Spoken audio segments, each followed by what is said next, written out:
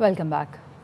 Bulletin کا آغاز کریں گے۔ سب سے پہلے خبر آپ کو دیں، سعید غنی کے بھائی فرحان غنی کی موجودگی میں سرکاری اہلکار پر تشدد کی ویڈیو سامنے آ گئی۔ ویڈیو میں فرحان غنی کے ساتھ موجود شخص کو شلوار قمیض پہنے سرکاری اہلکار کو گلے سے دبوچا تشدد شروع کر دیا۔ سعید غنی کے بھائی فرحان غنی موقع پر موجود تھے، مگر انہوں نے اپنے ساتھ آنے والے افراد کو مار پیٹ کرنے سے نہیں روکا۔ نذیر شاہ سے مزید جانیں گے۔ نذیر، آگاہ کیجیے گا اس معاملے سے متعلق۔ دیکھیں، گزشتہ روز فیروز آباد تھانے میں سعید غنی کے بھائی فرحان غنی کے خلاف ایک مقدمہ درج ہوا تھا، جس میں دہشت گردی، اقدام قتل، کار سرکار میں مداخلت سمیت دیگر دفعات کے تحت یہ مقدمہ درج کیا گیا تھا، اور جس میں مدعی مقدمہ تھا اس کی جانب سے یہ الزام لگایا گیا تھا کہ فرحان غنی سمیت تقریباً 20 سے 25 افراد تھے جنہوں نے ان پر تشدد کیا تھا، جس کے بعد یہ مقدمہ درج کیا گیا ہے۔ اور اب سے کچھ دیر قبل سوشل میڈیا پر یہ ویڈیو وائرل ہوئی ہے، جس کی پولیس کی جانب سے تصدیق کی گئی کہ یہ اسی واقعے کی ویڈیو ہے جس کا مقدمہ درج ہوا ہے۔ اس ویڈیو میں دیکھا جا سکتا ہے کہ فرحان غنی جو نیلے کپڑوں میں موجود ہے، ان کی موجودگی میں سرکاری اہلکار پر تشدد کیا جا رہا ہے۔ فرحان غنی کے ساتھ جو موجود افراد ہیں ان میں سے ایک شخص نے شلوار قمیض پہنے شخص کو پہلے گلے سے دبوچا، اور اس کے بعد جو دیگر افراد تھے وہ مار پیٹ کرنے لگے، اور فرحان غنی نے مار پیٹ کرنے والے ساتھیوں کو اس میں دیکھا جا سکتا ہے کہ روکنے کی کوشش بھی نہیں کی، اور اس ویڈیو سامنے آنے کے بعد اس کو بھی اس کارروائی کا حصہ بنایا جائے گا، اور مزید جو فوٹیجز ہے وہ بھی حاصل کرنے کی کوشش کی جا رہی ہیں۔ گزشتہ رات یہ فیروز آباد میں مقدمہ درج ہوا تھا، جس کا اب شعبہ تفتیش کے حوالے کر دیا گیا ہے۔ اب ان کی جانب سے مزید تحقیقات کا عمل کیا جائے گا۔ جی ٹھیک ہے، نذیر شاہ ہمارے ساتھ ہی رہے گا۔ سعید غنی کے بھائی فرحان غنی کی موجودگی میں سرکاری اہلکار پر تشدد کی ویڈیو سامنے آ گئی۔ ویڈیو میں فرحان غنی کے ساتھ موجود شخص کو شلوار قمیض پہنے سرکاری اہلکار کو گلے سے دبوچا تشدد شروع کر دیا۔ سعید غنی کے بھائی فرحان غنی موقع پر موجود تھے، مگر انہوں نے اپنے ساتھ آنے والے افراد کو مار پیٹ کرنے سے نہیں روکا۔ فرحان غنی اور دیگر کے خلاف سرکاری اہلکار پر تشدد اور کار سرکار میں مداخلت کا مقدمہ درج کر لیا گیا ہے۔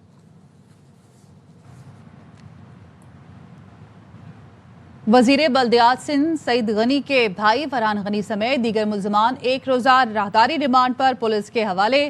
ملزمان کو اسپیشل مجسٹریٹ کے روبرو پیش کیا گیا۔ پولیس نے فرحان غنی اور دیگر ملزمان کے راہداری ریمانڈ کی استدعا کی تھی۔ تفتیشی افسر کا کہنا ہے کہ ملزمان کو کل انسداد دہشت گردی کی منتظم عدالت میں پیش کیا جائے گا۔ گزشتہ روز پولیس نے سرکاری اہلکار پر تشدد کے الزام میں فرحان غنی کو حراست میں لیا تھا۔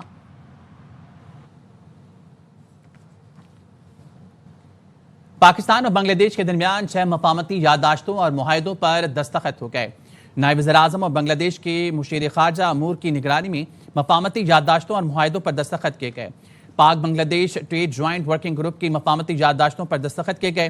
دونوں ممالک کے درمیان ثقافتی تبادلے کے پروگرام 2025 سے 2028 کی مفاہمتی یادداشت پر دستخط کیے گئے۔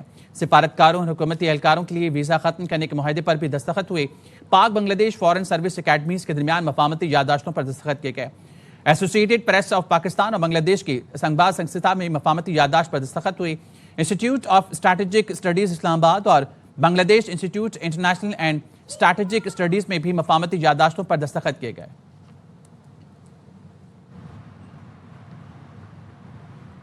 نائب وزیر اعظم اسحاق ڈار کی بنگلہ دیش کے مشیر خارجہ توحید حسین سے ملاقات۔ ترجمان دفتر خارجہ کا کہنا ہے ملاقات میں تجارتی اور معاشی تعاون، عوامی روابط اور ثقافتی تبادلے پر گفتگو ہوئی۔ ملاقات میں علاقائی اور بین الاقوامی امور پر بھی تبادلہ خیال کیا گیا۔ ملاقات میں ساکھ کی بحالی، مسئلہ فلسطین اور روہنگیا کے معاملے پر بھی گفتگو ہوئی۔ ترجمان نے کہا مثبت بات چیت دونوں ممالک میں خیر سگالی اور دوستانہ تعلقات کی عکاس ہے۔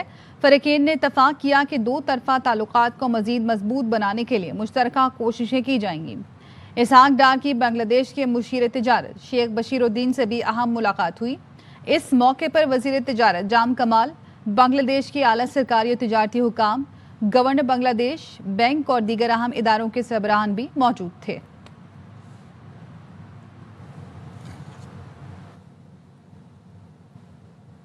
شدید بارش نے خیبر پختونخوا کو پھر اپنی لپیٹ میں لے لیا۔ ڈیر اسماعیل خان میں آندھی کے بعد طوفانی ہواؤں کے ساتھ موسلادھار بارش ہوئی۔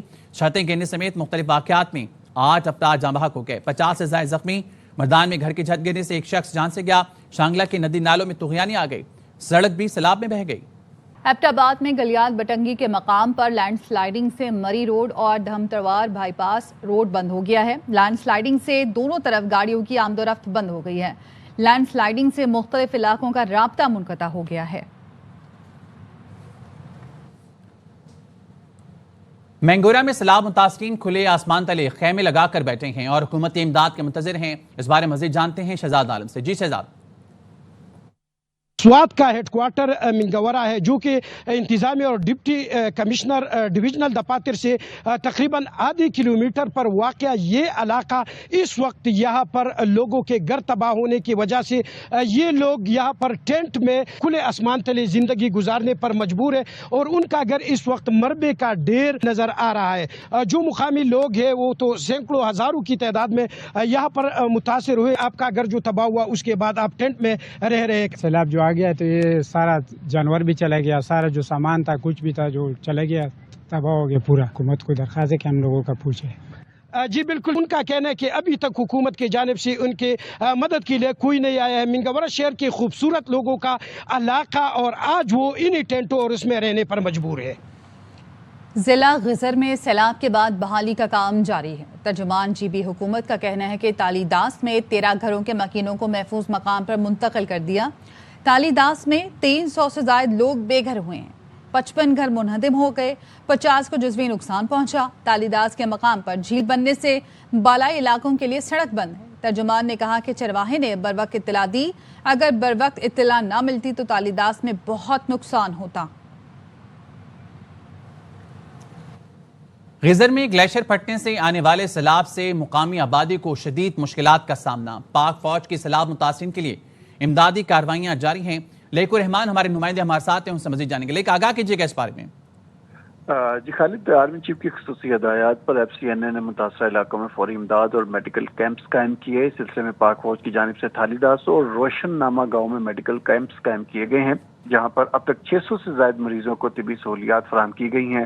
اس کے علاوہ سیلاب متاثرہ خاندانوں میں راشن اور ٹینٹ بھی تقسیم کیے گئے ہیں, جبکہ پاک فوج کے جوان نہ صرف ریلیف فراہم کر رہے ہیں بلکہ متاثرین کی مکمل بحالی کے لیے بھی دن رات کوشاں ہیں. علاقے کے عوام نے پاک فوج کی اس فوری اور عملی مدد کو زبردست خراج تحسین پیش کیا ہے, جو اس بات کا ثبوت ہے کہ پاک فوج ہر آزمائش کی گھڑی میں عوام کے شانہ بشانہ کھڑی ہے. جی خالد. لیک الرحمان, بہت شکریہ آپ کا.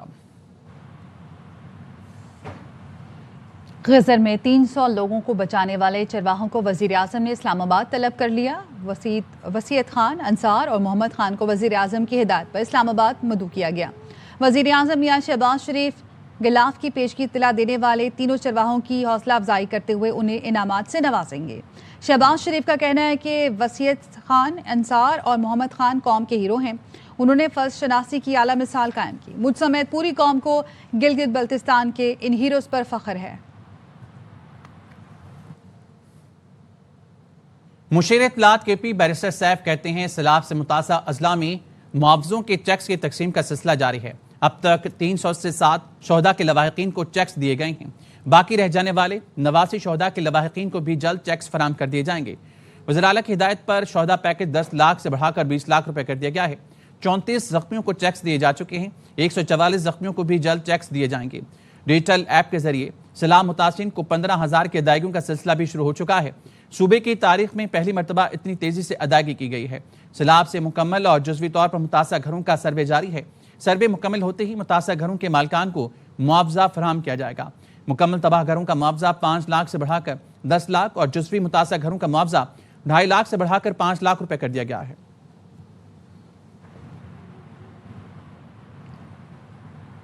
آزاد کشمیر کے ضلع باغ میں گزشتہ رات شدید بارش سے 5 مکانات تباہ ہو گئے ہیں. ایک مسجد شہید ہوئی ہے. متعدد مویشی بھی جان سے گئے. سڑکیں لینڈ سلائیڈنگ کی زد میں آ گئیں. انتظامی ادارے امدادی کاموں میں مصروف ہیں. صورتحال جانتے ہیں طاہر احمد عباسی سے. بتائیے گا. باغ کے اندر گزشتہ رات ہونے والی طوفانی بارشوں کے باعث ضلع بھر کے اندر بڑے پیمانے پر نقصان ہوا ہے. متعدد سڑکیں ان کو نقصان پہنچا ہے. متعدد مکانات زمین بوس ہوئے ہیں. ایک مسجد شہید ہو گئی ہے. مویشی ہلاک ہوئے ہیں. بارشوں کا سلسلہ تھم چکا ہے. انتظامی ادارے ہیں اور مقامی سطح پر جو لوگ ہیں وہ بحالی کے کام کر رہے ہیں. اس لیے انتظامیہ نے الرٹ جاری کیا ہے کہ طوفانی بارش اور سیلاب کا خطرہ ہے. لوگ ندی نالوں کے قریب مت جائیں اور اپنے محفوظ مقامات میں رہیں. سیاحتی مقامات کی طرف سفر کرنے سے گریز کریں. نیشنل ڈیزاسٹر مینجمنٹ اتھارٹی نے ملک کے مختلف حصوں میں 30 اگست تک شدید بارشوں، لینڈ سلائیڈنگ اور سیلاب سے نشیبی علاقوں کے زیر آب آنے کا الرٹ جاری کر دیا ہے. این ڈی ایم اے کے مطابق اسلام آباد، کشمیر، خیبر پختونخوا اور پنجاب میں آندھی اور تیز ہواؤں کے ساتھ شدید بارشیں متوقع ہیں۔ شہری اور نشیبی علاقوں میں سیلابی صورتحال، جبکہ پہاڑی علاقوں میں بارشوں کے باعث لینڈ سلائڈنگ کا شدید خطرہ ہے۔ خیبر پختونخوا میں ممکنہ بارشوں کے باعث ندی نالوں میں طغیانی، جبکہ پہاڑی علاقوں میں لینڈ سلائڈنگ کا خدشہ ہے۔ آزاد کشمیر میں مظفر آباد، راولاکوٹ، باغ، حویلی، کوٹلی، میرپور اور بھمبر میں بھی ممکنہ بارش کے باعث لینڈ سلائڈنگ اور سیلاب کا خطرہ ہے۔ گلگت بلتستان میں بھی شدید بارش کا امکان ہے۔ پہاڑی علاقوں میں لینڈ سلائڈنگ سے رابطہ سڑکیں متاثر ہونے کا خدشہ ہے۔ سندھ کے ساحلی اضلاع بشمول کراچی، ٹھٹا، سجاول، بدین اور تھرپارکر میں 27 سے 30 اگست تک شدید بارشوں کا امکان ہے۔ شہری بارشوں اور سیلاب کے دوران محتاط رہیں اور حفاظتی اقدامات یقینی بنائیں۔ وزیر آباد میں بھی مون سون کے نئے اسپیل نے انٹری دے دی۔ رات سے شروع ہونے والی بارش سے نشیبی علاقے زیر آب آ گئے۔ مزید بتا رہے ہیں راشد چودھری، بتائیے گا۔ آباد شہر اور گرد نواح میں رات بھر سے وقفے سے بارش کا سلسلہ جو ہے جاری ہے۔ موسلادھار بارش کے باعث جو ہے علی پور چٹھا، احمد نگر اور سودرا کے علاقوں میں تمام علاقوں کا موسم جو ہے وہ انتہائی خوشگوار ہو گیا ہے، جبکہ شہر کے نشیبی علاقے جو ہیں وہ بارش کے باعث جو زیر آب آ گئے ہیں، جن میں سر فہرست جناح کالونی، اللہ والا چوک، ماڈل کالونی اور پیر میٹھا روڈ اور ریلوے کالونی کے علاقے شامل ہیں۔ ان علاقوں میں پانی جو ہے کافی زیادہ جمع ہو گیا ہے، جس کے بعد شہریوں کو شدید مشکلات کا سامنا ہے، جبکہ اللہ والا چوک میں جو ہے ٹریفک کی روانی بارش کے پانی سے جو ہے وہ شدید متاثر ہے۔ محکمہ موسمیات کے مطابق بارشوں کا یہ سلسلہ جو ہے مزید چند روز تک جاری رہ سکتا ہے۔ گیس کی مقررہ قیمتوں پر عمل درآمد نہ ہونے سے مہنگی کھاد کی پیداوار کا انکشاف، کسانوں کو 7 ارب سے زائد کا اضافی بوجھ برداشت کرنا پڑا۔ دستاویز کے مطابق 2023-24 میں فرٹیلائزر پلانٹس کو مقامی گیس 1050 روپے فی MMBTU پر دی گئی۔ علیم ملک سے مزید جانیں گے۔ علیم، آگاہ کیجیے اس خبر سے متعلق۔ علیم بتائیے اس خبر کے لیے فکس کی جاتی ہیں اور اس کے بعد اس پر جو ہے مختلف اس حساب سے باقی قیمتیں بھی نکلتی ہیں۔ تو ہمیں جو دستاویز ملی ہیں اس میں بتایا گیا ہے کہ جو مالی سال 2023-24 میں اس میں فرٹیلائزر پلانٹس جو ہیں، جو کھاد پیدا کرنے والے کارخانے ہیں، ان کو جو گیس فراہم کی گئی ہے وہ 1050 روپے فی MMBTU پر فراہم کی گئی ہے، جبکہ یہ جو ریٹ سے ان کی نہ تو ECC سے منظوری تھی اور نہ ہی یہ اوگرا کے منظور کردہ ریٹ تھے۔ ایسے پیٹرولیم ڈویژن کے انہوں نے اوگرا کے مقرر کردہ نرخوں سے جو یوریا تھی وہ تقریباً 837 روپے فی 50 کلو بوری جائے۔ ٹھیک ہے، آپ کی آواز صحیح سے نہیں پہنچ پا رہی علیم، بہت شکریہ، ہمیں آگاہ کر رہے تھے۔ یہ نرخ ECC اور اوگرا سے منظور شدہ نہیں تھے۔ DG گیس اور پیٹرولیم نے اوگرا کے مقرر کردہ نرخوں سے کئی گنا زیادہ ریٹ مقرر کیا، جس سے یوریا کھاد کی بوری کی قیمت 2440 روپے سے بڑھ کر 3277 روپے تک پہنچ گئی ہے۔ لاہور پولیس نے جھگڑے میں شہری کو قتل کرنے والے ملزم عاشر کو گرفتار کر لیا ہے۔ ایس پی کا کہنا ہے کہ ملزم عاشر نے ساتھیوں سے مل کر شہزاد کو چھری کے وار سے قتل کیا۔ بابر خان ہمارے ساتھ موجود ہیں، ان سے مزید جانیں گے، بتائیے گا بابر۔ دیکھیں، یہ شمالی چھاونی کا علاقہ ہے لاہور کا، جہاں پر یہ افسوسناک واقعہ ہوا ہے، جہاں پہ عاشر نے اپنے ساتھیوں سے مل کر شہزاد مسیح کو چھریوں کے وار کر کے قتل کر دیا ہے۔ اس واقعے میں 3 افراد زخمی بھی ہوئے ہیں۔ پولیس نے ملزم کو گرفتار کر لیا ہے اور لاش جو ہے وہ پوسٹ مارٹم کے لیے مردہ خانہ منتقل کر دی ہے۔ جی ٹھیک ہے، بہت شکریہ آپ کا اپڈیٹ کرنے کے لیے۔ ایرانی سیکیورٹی فورسز نے جنوبی مغربی علاقے میں کارروائی کے دوران 6 عسکریت پسندوں کو ہلاک کر دیا، 2 کو گرفتار کر لیا۔ ایرانی میڈیا کہہ رہے ہیں عسکریت پسندوں کو سیستان بلوچستان میں سیکیورٹی فورسز کے ساتھ فائرنگ کے تبادلے میں ہلاک کیا گیا۔ ہلاک دہشت گردوں سے بڑی تعداد میں ہتھیار اور گولہ بارود برآمد ہوا۔ آپریشن کی ویڈیو بھی جاری کر دی گئی۔ ہلاک عسکریت پسندوں کا تعلق اسرائیل سے ہے اور وہ اسرائیلی خفیہ ایجنسی موساد کے زیر تربیت رہے۔ ایرانی حکام کا کہنا ہے ہلاک ہونے والے عسکریت پسندوں میں ایک کے سوا سب غیر ملکی تھے، لیکن ان کی شہریت نہیں بتائی گئی۔ گزشتہ روز جنوب مشرقی ایران میں مسلح افراد کے حملے میں 5 پولیس اہلکار جاں بحق ہوئے تھے۔ اسرائیلی فوج نے غزہ پر قبضے کے منصوبے میں تیزی کرتے ہوئے کارروائیوں کا دائرہ کار مزید وسیع کر دیا۔ اسرائیلی ٹینک مغربی علاقے سبرا میں داخل ہو گئے۔ الجزیرہ نے رپورٹ کے مطابق غزہ کے مغربی علاقے سبرا میں اسرائیلی فوجی ٹینکوں کو گشت کرتے دیکھا گیا۔ مقصد علاقے پر قبضہ کرنا اور اپنی گرفت مضبوط کرنا ہے۔ صہیونی فوج کے فضائی اور زمینی حملوں میں مزید 63 فلسطینی شہید ہو گئے۔ شہید ہونے والوں میں 22 ایسے افراد ہیں جو امداد کے لیے قطار میں کھڑے تھے۔ قابض صہیونی فوج نے غزہ سٹی کے قلب میں داخلی راستے پر ٹینک تعینات کر دیے۔ غزہ میں اسرائیلی مظالم کے خلاف دنیا بھر میں احتجاجی مظاہروں کا سلسلہ جاری ہے۔ برطانیہ میں بینک کے اندر اسرائیل سے مالی معاملات ختم کرنے کے لیے دھرنا دیا گیا۔ مظاہرین نے حکومت سے اسرائیل سے تعلقات منقطع کرنے اور ہتھیاروں کی فراہمی روکنے کا مطالبہ کیا۔ بیلجیم کے دارالحکومت برسلز میں بھی احتجاج کیا گیا۔ مظاہرین نے غزہ میں جبری قحط اور فلسطینیوں کی نسل کشی بند کرنے کے نعرے لگائے۔ فن لینڈ کے دارالحکومت میں لوگوں نے انسانی زنجیر بنا کر فلسطینیوں سے یکجہتی کا اظہار کیا۔ جنوبی کوریا میں اسرائیلی سفارت خانے کے باہر احتجاجی ریلی نکالی گئی۔ مظاہرین نے فلسطین کو آزاد کرو، اسرائیل سے تعلقات منقطع کرو کے پلے کارڈز اٹھا رکھے تھے۔ اسرائیلی دارالحکومت تل ابیب میں بھی نتنیاہو حکومت کے خلاف احتجاج کیا گیا۔ فوجی ہیڈ کوارٹر کے باہر جمع ہزاروں افراد غزہ میں فوری جنگ بندی کا مطالبہ کرتے رہے۔ آسٹریلوی بیٹرز نے افریقی بالرز کو دن میں تارے دکھا دیے۔ ون ڈے میں اپنا دوسرا بڑا سکور 431 رنز بنا ڈالا۔ ٹریوس ہیڈ، کپتان مچل مارش اور کیمرون گرین نے سینچریاں داغی۔ گرین نے 47 گیندوں پر آسٹریلیا کی جانب سے دوسری تیز ترین سینچری جڑ دی۔ ہنگری گراں پری میں ہسپانوی رائڈر کی بائک سلپ ہو گئی، کلابازیاں کھاتے ہوئے کیمرے سے ٹکرا گئی۔ کیمرہ مین محفوظ رہا۔ امریکہ میں بھی کار ریس کے دوران حادثہ، کئی گاڑیاں آپس میں ٹکرا گئی، 12 کو نقصان پہنچا، تمام ڈرائیورز محفوظ رہے۔